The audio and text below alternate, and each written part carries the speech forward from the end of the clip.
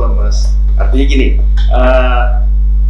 sudah seperti sebuah konsensus bersama dan dipahami bahwa kalau masuk bulan suci Ramadan itu seakan-akan segala sesuatu yang berhubungan dengan produktivitas manusia berkurang.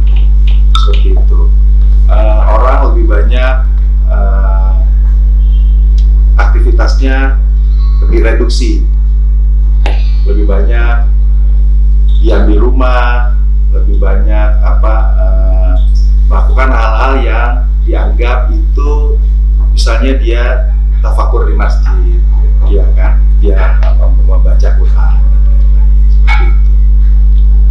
Hal ini nggak ada yang salah, namun kita mengacu kepada junjungan kita baginda Rasulullah SAW bahwa yang dimaksud dengan Ramadan adalah bukan berarti mengurangi aktivitas.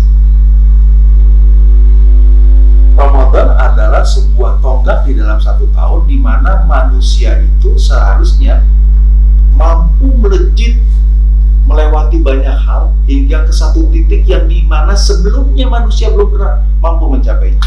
Ya, manusia diminta untuk mampu mengeksplorasi dirinya. Kalau gua tahu ini mungkin tidak seperti tahun kemarin. Tahun ini kan ada wabah, sehingga orang keluar itu terbatas, tidak bisa di mana-mana. Dia mau apa? Ya lebih orang daripada keputusan pemerintah kan juga begitu. Daripada orang berisiko keluar tegur aparat, dia di rumah. Sudah seperti tahun kemarin. Oke, itu bisa dimaklumi. Artinya gini, ini pengecualian. Ya. Pada dasarnya apa yang kita bicarakan sekarang bukan berbicara soal Ramadan dalam tahun 2020, di mana memang ada sebuah special case, sebuah wabah besar yang melanda tidak hanya Indonesia tapi juga dunia. Namun kita mau menyoroti bahwa produktivitas, efektivitas, aktivitas manusia selama ini, bahkan mungkin nggak perlu nyorot keluar ke negeri-negeri lain, saya pribadi sedari kecil melihat bahwa puasa ini adalah waktu di mana kita mereduksi segala kemampuan kita. Betul. Ya, makanya menjadi sebuah hal yang menarik ketika kita membawa puasa kok lemas. Padahal puasa seharusnya menjadi sebuah lompatan kuantum manusia melewati batas-batas kemampuan dirinya yang terjauh. Karena kenapa? Di sini Allah Subhanahu wa taala memerintahkan kita berpuasa. Kenapa puasa menjadi istimewa? Istimewanya adalah Allah tidak memerintahkan manusia untuk berpuasa. Allah tidak memerintahkan orang Islam untuk berpuasa. Allah hanya memerintahkan mukmin yang berpuasa. Mukmin berarti spesial. Spesial. Kalau martabak pakai telur 5, istimewa. Telur bebek lagi. Artinya apa? Apa yang dilakukan mukmin ini Allah puji. Sebagaimana Allah telah memerintahkan orang-orang beriman sebelumnya, baik dari kalangan Yahudi, Nasrani, dan yang lainnya. Mereka dari kalangan orang-orang beriman sebelumnya. Mereka diperintahkan untuk berpuasa. Istimewa. Mukmin itu nggak harus orang Islam yang namanya mukmin. Iya, nanti kita bahas di luar diskusi. Oh. Gitu. Kalau orang Islam ya Islam, tapi mukmin meliputi agama-agama sebelumnya. Ya dulu. Ya, main mukmin itu khusus Muslim. Bagaimana Allah mengatakan puasa diperintahkan kepada kalian orang-orang beriman sebagaimana diperintahkan pada orang-orang beriman sebelumnya? Iya. Sebelum ada Islam. Iya. Lah memang Nabi Isa bukan mukmin. Mukmin. Ya puasa Nabi Isa, semua nabi sampai Adam puasa. Artinya orang yang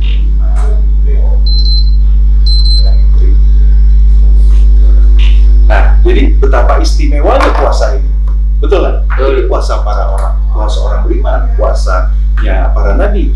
Apakah Nabi mengendurkan puasanya, mengendurkan aktivitasnya ketika masuk bulan puasa? Tidak lagi berdakwah? Tidak.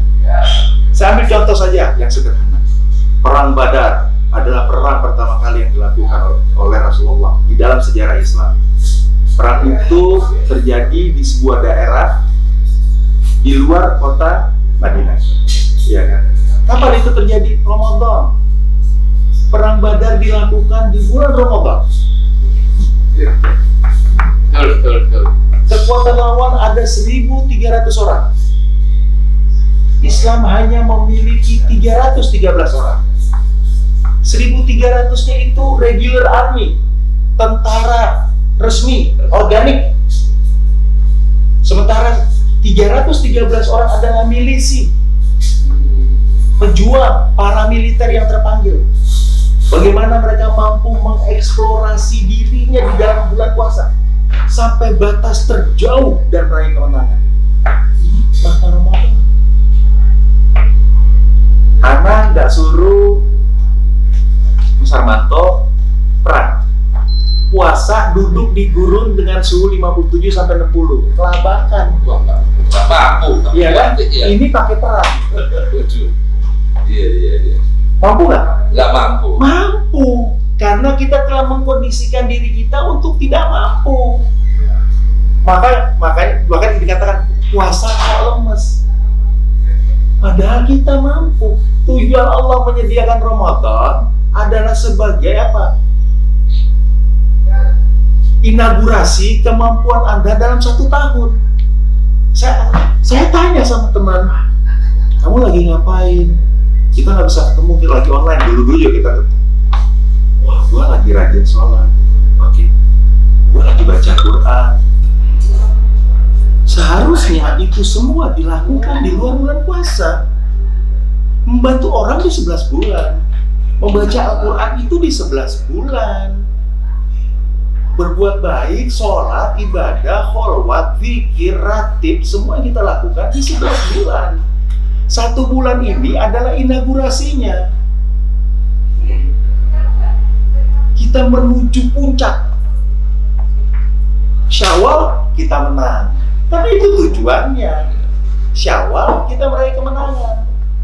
Ketika di bulan Ramadan kita mampu melewatinya.